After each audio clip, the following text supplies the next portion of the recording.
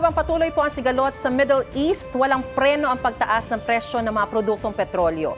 Nagsimula noong isang linggo ang malakihang oil price hike na talaga naman nakaapekto ng husto sa maraming mga sektor. At ngayong linggo nga, big time uli ang taas presyo. Ayon sa Department of Energy, mahigit 20 pesos hanggang halos 24 pesos ang dagdag sa kada litro ng diesel. Halos 13 hanggang halos 17 pesos naman ang itinaas sa presyo ng gasolina, habang halos 7 pesos hanggang halos 9 pesos naman sa kerosene. Paano nga ba yan kinakwenta, mga kapuso? Ano ang basehan at bakit napakalaki ng oil price increases nitong mga nagdaang linggo? Sa panayam po ng GMA News Online sa presidente ng isang oil company, nakabatay po ang oil prices sa Mean of Platts Singapore o MOPS. Yan ang daily average price assessment ng refined petroleum products tulad ng diesel at gasolina na ikinakalakal sa regional trading hub sa Singapore. Ayon kay Leo Bellias ng Jetty Petroleum, ang formula para sa presyo ng mga produktong petrolyo, ibabawas po ang average na MOPS mula sa nagdaang linggo sa average ngayong linggo. Kung ang lumabas na pagkakaiba ay isang positive number, nako, ibig sabihin po niyan, may price hike. Kung negatibo naman, ay rollback.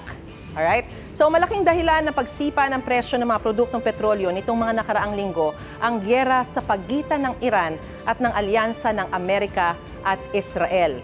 Kontrolado po ng Iran ang Strait of Hormuz. So yan, makikita natin dyan.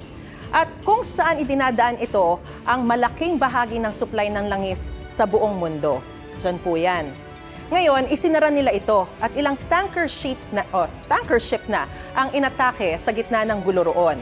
Patuloy raw haharangin ng Iran ang pagdaan doon ng supply ng langis hanggat patuloy din ang pag-atake sa kanila ng Amerika at Israel. Ayan. At habang kakaunti ang supply ng langis sa global market, patuloy na tataas ang presyo nito. Sa kasalukuyan po, mahigit $120 na po ang kada bariles ng Dubai crude, ayon sa industry sources. Bukod dyan, ay nakaaapekto rin ang gasto sa pag-transport sa mga oil product o ang freight o shipping cost, pati na rin ang kompetisyon sa lugar. So, freight of shipping cost at kompetisyon. Ito rin ang dahilan kung bakit iba-iba ang presyo ng oil products sa kada lungsod at munisipalidad. Isa pang tanong, bakit tuwing Martes ipinatutupad ang oil price adjustments? Sabi po ni Energy Secretary Sharon Garin, ito na kasi ang napagkasundoan noon ng Department of Energy at industry players. So, imbis na araw-araw ang pagbabago sa presyo. Ngayong napakataas ng presyo ng mga produktong petrolyo, patuloy rin ang panawagan ng transport sector, maging ng mga motorista sa gobyerno na patuloy na gumawa ng hakbang para masolusyonan o maibsan ang epekto nito.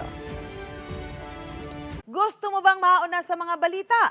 Mag-subscribe na sa GMA Integrated News sa YouTube at tumutok sa unang balita.